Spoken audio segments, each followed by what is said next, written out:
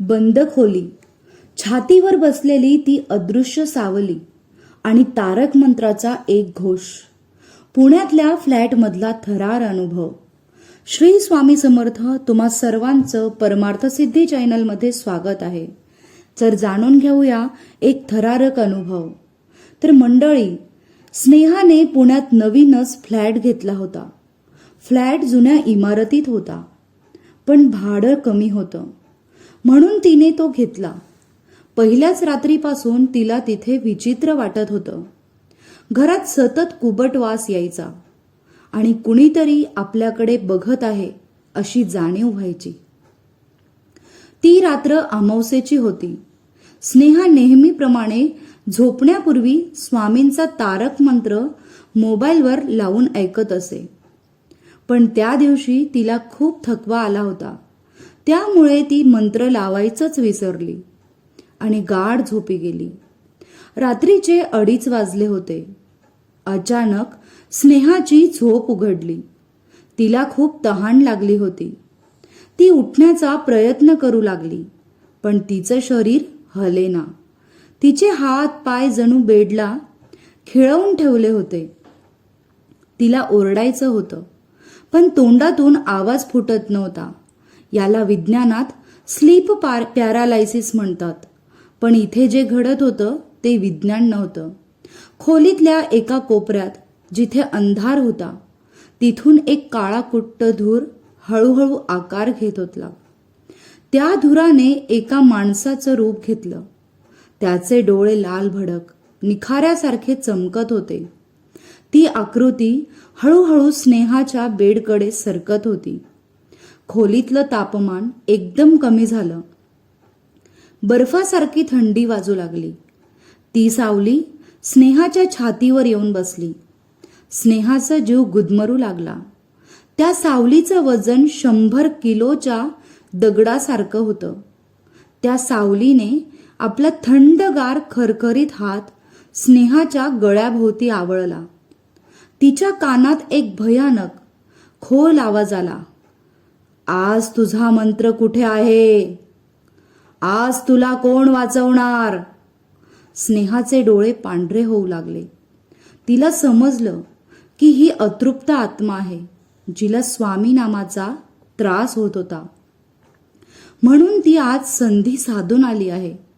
स्नेहाचा श्वास थांबत होता. मृत्यू समोर दिसत होता, पण तिच्या अंतरात्म्यात स्वामींची भक्ती जागी झाली. तिने मनाचा सगळा निश्चय एकवटला. तिचं शरीर हलवत नव्हतं, जीभ वळत नव्हती, पण तिचं मन जागं होतं. तिने मनातूनच तारक मंत्र म्हणायला सुरुवात केली. निशंक होई रे मना, निर्भय होई रे मना, प्रचंड स्वामी बळपाठीशी रे. जसजशी तिने मनातल्या मनात ओळ म्हणायला सुरुवात केली, तसं तसं त्या सावलीला चटके बसू लागले. ती सावली चिडली. तिने गळा अजून जोरात दाबला. गप्प बास, थांबव हे. पण स्नेहा थांबली नाही. तिने मनाचा आवाज वाढवला. अतर्क्य अवधूत हे स्मरणगामी, अशक्य हि शक्य करतील स्वामी. स्नेहाने शेवटची ओळ मनातल्या मनात पूर्ण ताकदीने ओरडून म्हटली आणि त्याच क्षणी स्नेहाच्या बेडच्या बाजूला असलेल्या भिंतीवरचा स्वामींचा फोटो जोरात हलला आणि खोलीत एक प्रचंड भगवा प्रकाश चमकला. जणू काही खोलीत सूर्य उगवला होता. त्या प्रकाशाचा एक लोळ त्या काळ्या सावलीवर आदळला. झर्र आवाज आला. एखादा कागद जळावा तसा आवाज आला. ती सावली किंचाळली. नाही नाही म्हणू लागली आणि त्या प्रकाशासमोर ती काळी शक्ती जळून खाक झाली. धूर होऊन खिडकीतून बाहेर पळाली. स्नेहाच्या छातीवरचा भार हलका झाला. तिला श्वास घेता येऊ लागला. ती जोरात खोकत उठून बसली. तिने थरथरत्या हाताने लाईट लावला. खोलीत कोणीच नव्हतं. सगळं शांत होतं. पुरावा फक्त एक, अंगावरचा येणारा काटा. स्नेहाला वाटलं हे भयानक स्वप्न असेल, पण जेव्हा ती आरशासमोर गेली, तिने आपला गळा पाहिला. तेव्हा तिच्या गळ्यावर 5 बोटांचे लालसर व्रण स्पष्ट दिसत होते. हे स्वप्न नव्हतं, ती शक्ती खरंच तिथे होती.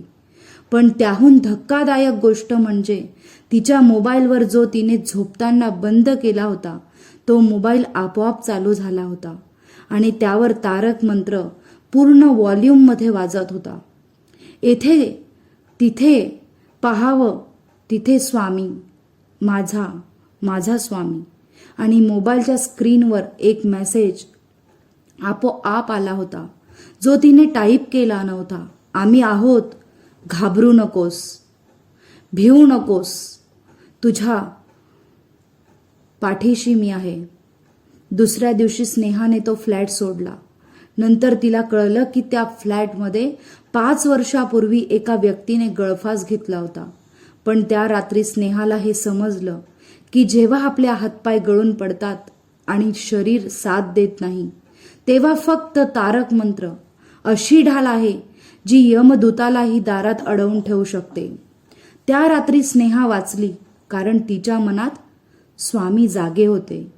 श्री स्वामी समर्थ. मंडळी, अनुभव आवडला असल्यास चॅनलला लाईक करा, शेअर करा, सबस्क्राईब करा. श्री स्वामी समर्थ.